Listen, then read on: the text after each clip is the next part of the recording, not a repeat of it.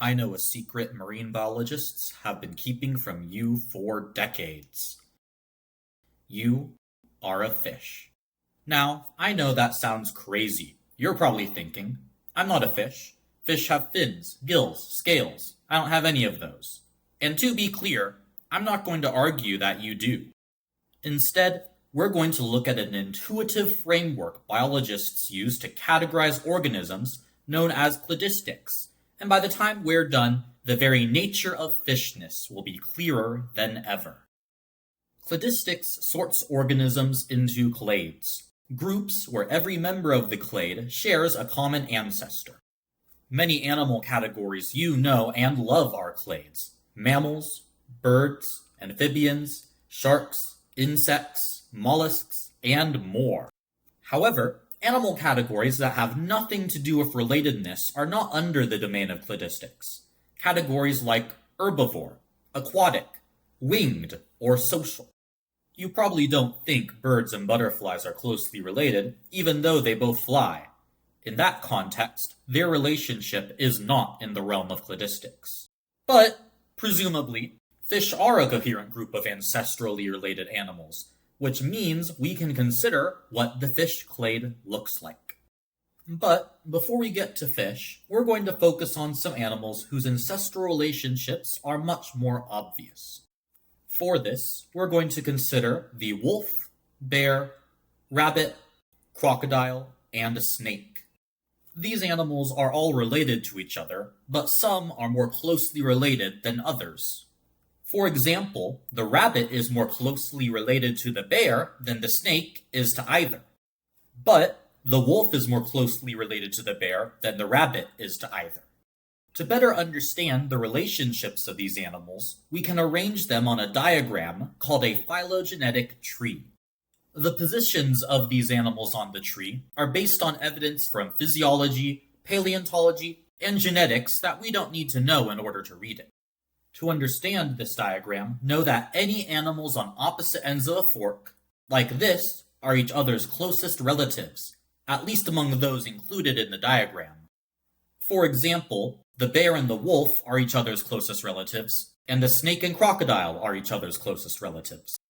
If an animal is on one end of a fork, with multiple others on the other end, it is equally related to all those animals on the other end. The rabbit's closest relatives, shown in this tree, are bears and wolves, and it is no closer related to one than the other. If we go further, the bear, wolf, and rabbit are all equally related to the snake. The snake is not a closer relative to one than the others. Some caveats on what information this phylogenetic tree actually shows. This tree shows what closest relatives are, and does not show how close by any unit. Based on the information in this tree, we can say that wolves are more closely related to bears than rabbits, but we can't say how much more closely related. We also can't say if wolves and bears are more closely related to each other than snakes and crocodiles are to each other. All this is more complicated to find out scientifically, but some more detailed trees measure these in units of time from a common ancestor. In addition, the size of each animal group being used does not matter under this setup. While gray wolves consist of a single species, snakes make up multiple families of species, and this tree is no more inaccurate for it. Which side of a fork an animal is on also doesn't matter. These can be turned without altering the data shown. Now that we have some animals and a tree, we can make some clades, the groups of animals considered relevant in cladistics. For a group of animals to be a clade, it must consist of all the descendants of a certain common ancestor, represented by one of these nodes. For example, we can consider bears and wolves a clade in this diagram, as they consist of all of the descendants of a common ancestor represented by this node. In biology, we call this specific group carnivora. Ideally, we identify these clades by some trait shared among all members inherited from the common ancestor. In this case, all carnivora have a set of carnassial teeth inherited from the animal represented by the node. However, with advances in genetics, these categories don't always have an obvious synapomorphy, and sometimes an animal can evolve such that it loses its shared trait. Other times, some new trait might make the closest relative less obvious. These circumstances don't remove it from the clade, but does make the job of taxonomists harder. Using the same method as our previous example, we can make a clade out of rabbits, bears, and wolves, which all share this common ancestor.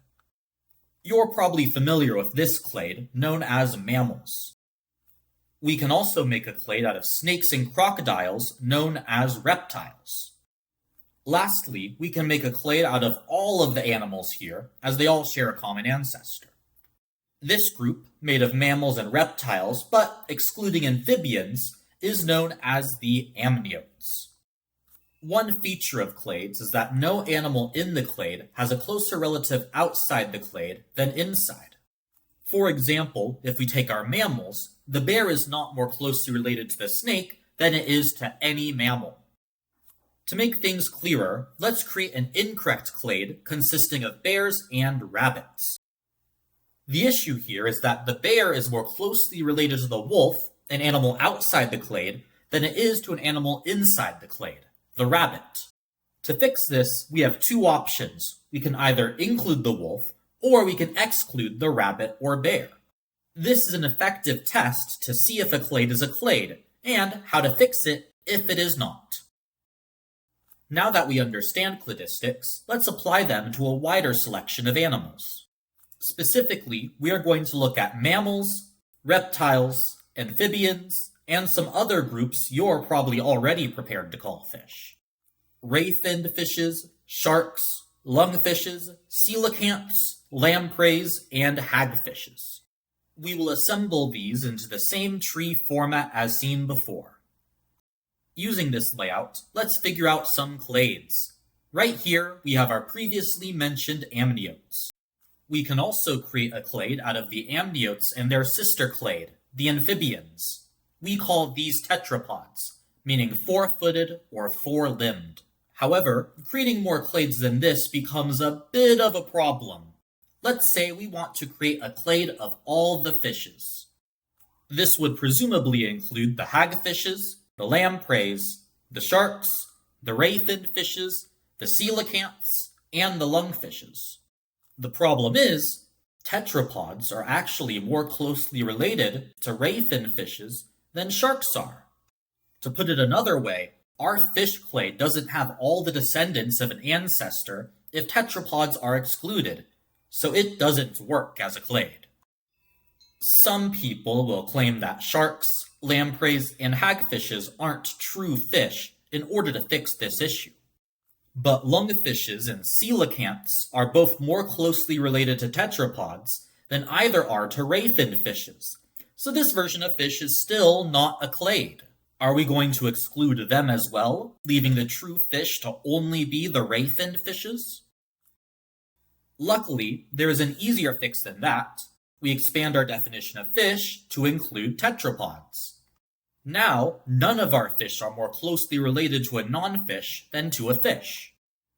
The lungfish is more closely related to you than it is to a tuna is more closely related to you than it is to a shark is more closely related to you than it is to a hagfish. Tetrapods, and by extension us, are so entangled in fish that it isn't unreasonable to consider us fish. One alternative conclusion I've heard from this information is to just say that there are no fish, which, of course, also solves the problem of a fish clade.